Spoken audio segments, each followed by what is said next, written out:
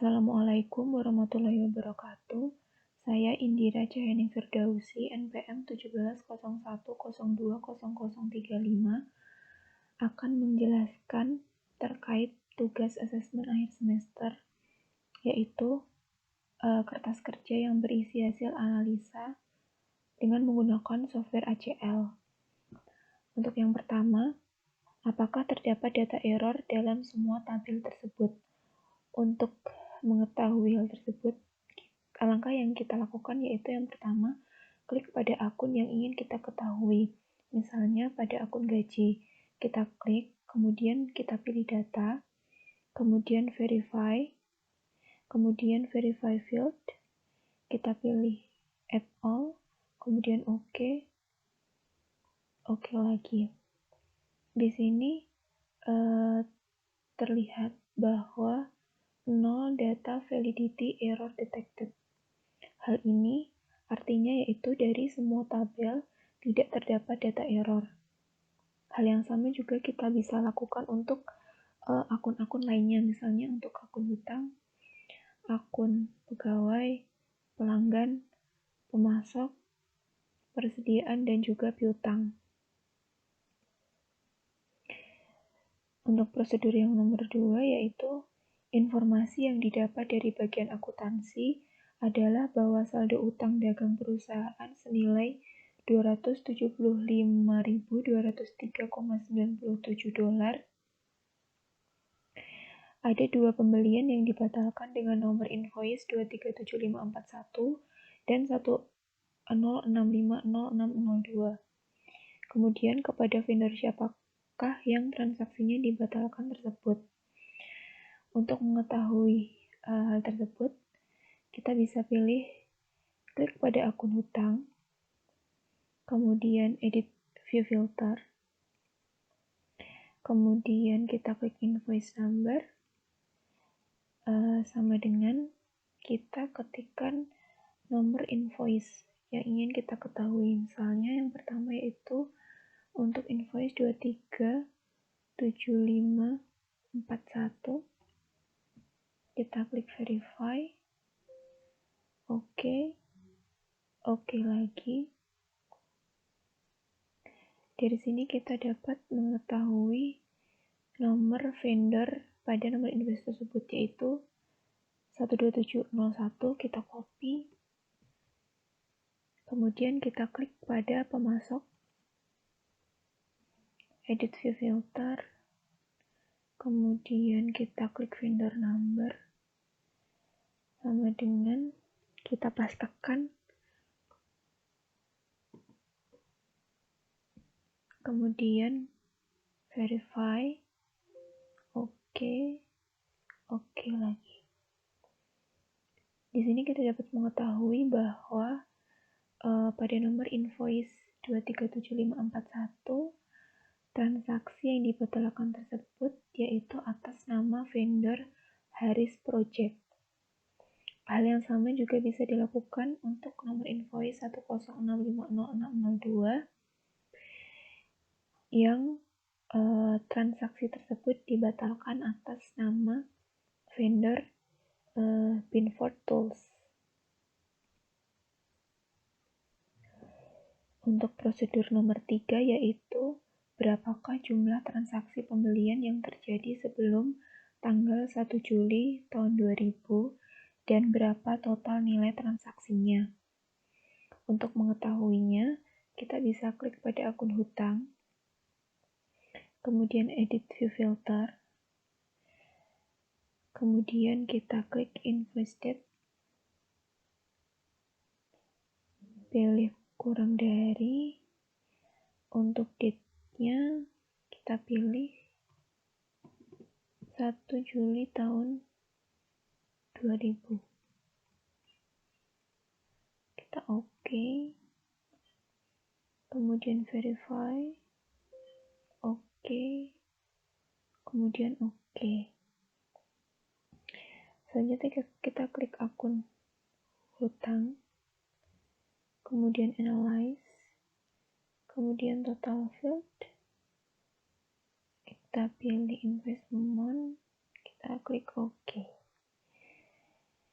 Di sini dapat terlihat bahwa jumlah transaksi pembelian yang terjadi sebelum tanggal 1 Juli tahun 2000 yaitu sebanyak 31 transaksi dengan total nilai transaksinya sebesar 103.431,41.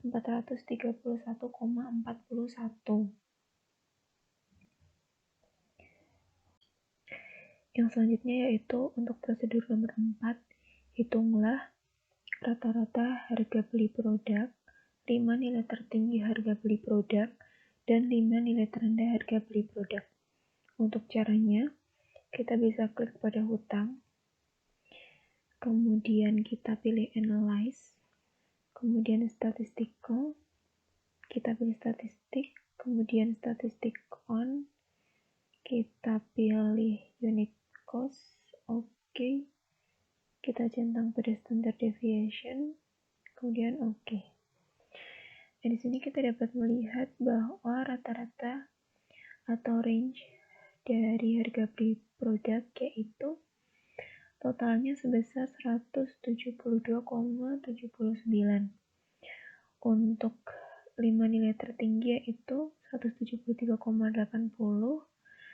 kemudian 155,80, kemudian 137,80, kemudian 47,0, 44,24.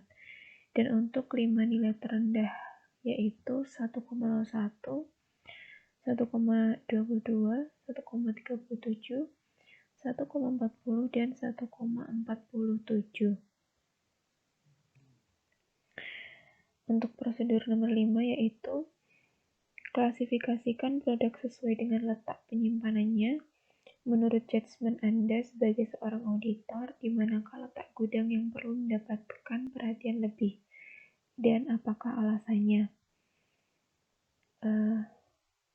Kita bisa mengetahui hal ini dengan cara kita klik pada akun persediaan,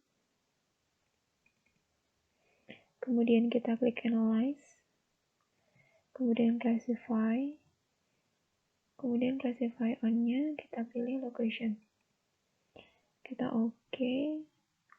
Untuk subtotal filter-nya kita add all, kita oke. Kemudian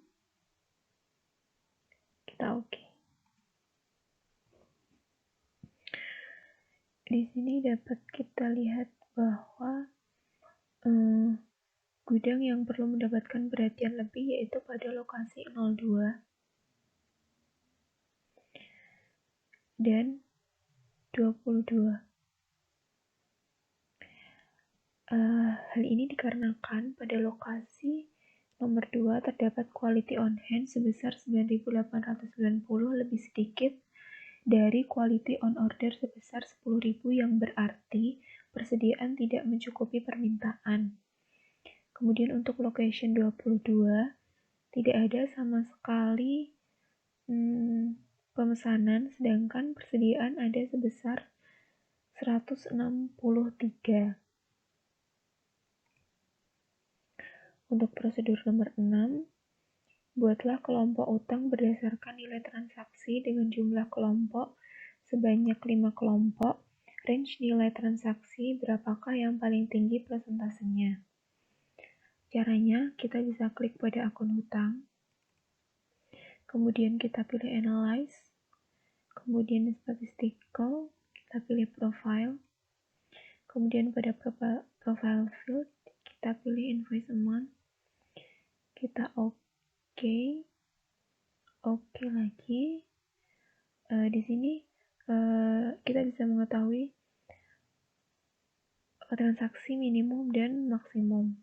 Untuk mengetahui presentasinya kita bisa klik lagi pada analyze, kemudian stratify. Untuk intervalnya, karena kita hanya menggunakan nilai transaksi dengan jumlah 5 kelompok, maka intervalnya kita ganti 5, kita oke.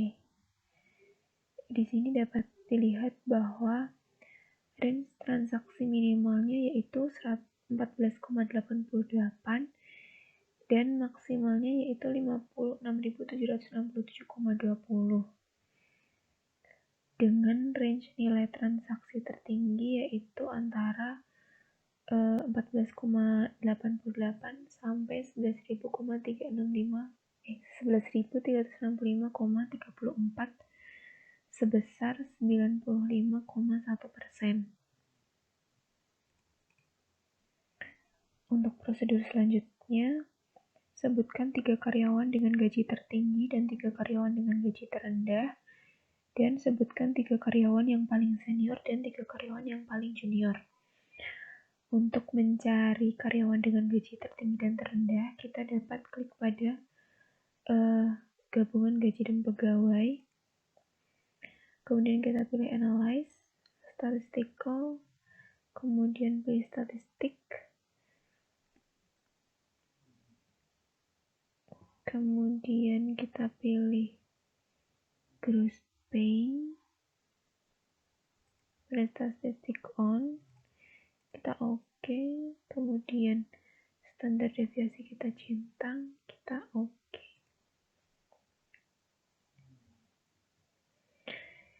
Di sini kita dapat melihat gaji tertinggi pada highest dan terendah pada lowest. Untuk mengetahui nama karyawannya, kita dapat mengklik satu-satu. Misalnya untuk yang tertinggi ada pada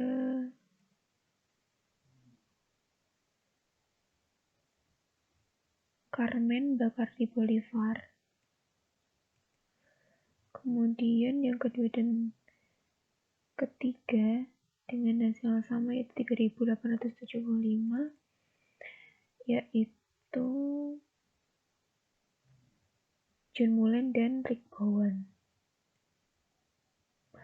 Hal yang sama juga bisa dilakukan untuk mengetahui nama dari karyawan dengan jumlah gaji terendah. Kemudian untuk mengetahui karyawan yang paling senior dan junior, kita bisa klik pada gaji dan pegawai. Kita pilih Analyze, kemudian Statistical, Statistik.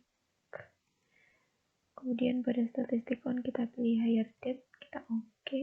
Standar deviasi kita centang, kita oke. Pada kolom Highest kita dapat melihat karyawan yang paling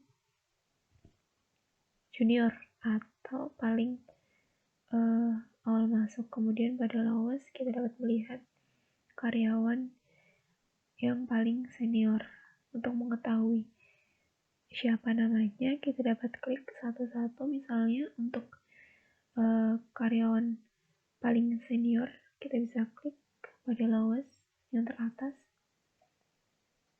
Di sini langsung kita dapat ketahui bahwa yang paling senior atas nama George Martin dan Alejandro Septien. Hal yang sama bisa kita lakukan untuk mengetahui karyawan paling senior dan junior lainnya. Kemudian untuk pada prosedur nomor 8, dengan menggunakan Look for Duplicate, lakukan pengecekan terhadap daftar karyawan, adakah data yang terduplikasi, dan lakukan analisa.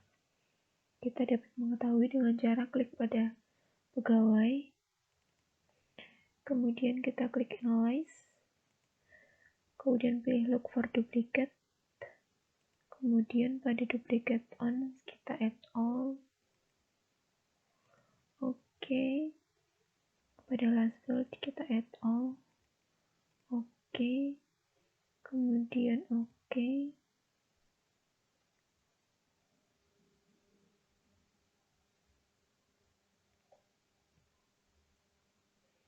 Dan di sini terdapat keterangan bahwa no duplicates detected. Setelah dilakukan analisa menggunakan Look for Duplicate pada daftar karyawan, tidak ditemukan data yang terduplikasi dengan tertera 0 duplicates detected. Untuk prosedur yang nomor 9, lakukan join data piutang dan pelanggan, analisa data piutang sebelum setelah digabung adakah yang berbeda, kemudian lakukan analisa penyebab terjadinya perbedaan. Untuk menggabungkan akun piutang dan pelanggan, kita dapat klik pada akun pelanggan, kita klik, kemudian kita klik pada data, kita join table. Untuk primary case-nya kita pilih number, oke. Secondary table-nya kita pilih piutang. Secondary case-nya kita pilih number, sama. Untuk primary field-nya kita add all, oke. Secondary field-nya kita add all, oke.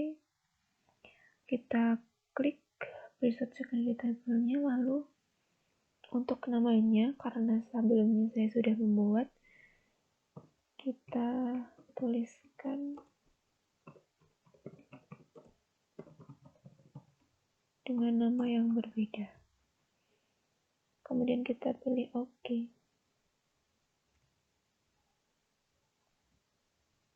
Kita klik OK.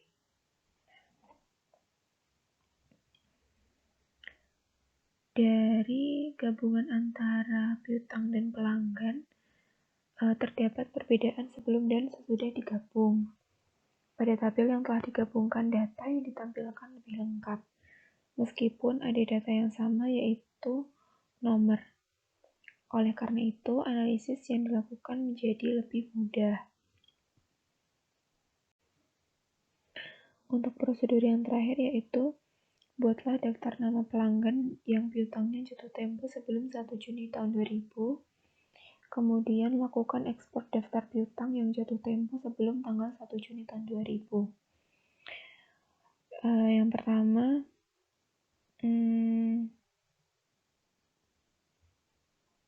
kita bisa klik pada gabungan piutang dan pelanggan. Kita klik, kita pilih data, kemudian kita export to other application,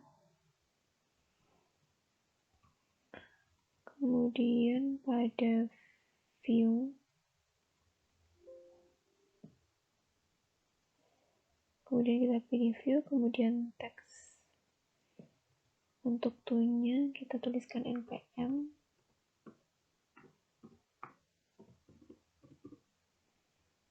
kita klik OK.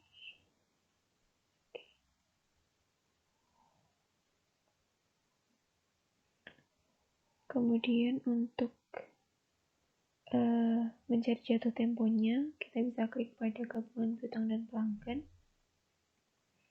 Kita edit view filter, kemudian do, lebih besar dari date-nya tahun 1 Juni tahun 2000.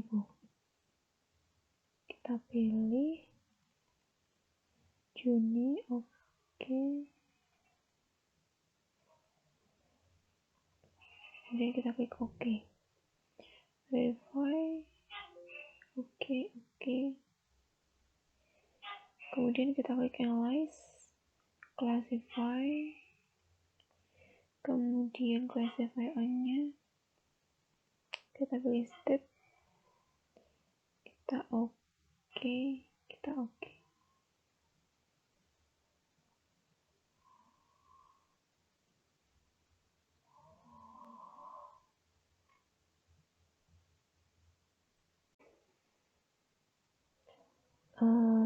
Demikian yang dapat saya sampaikan, kurang lebihnya mohon maaf.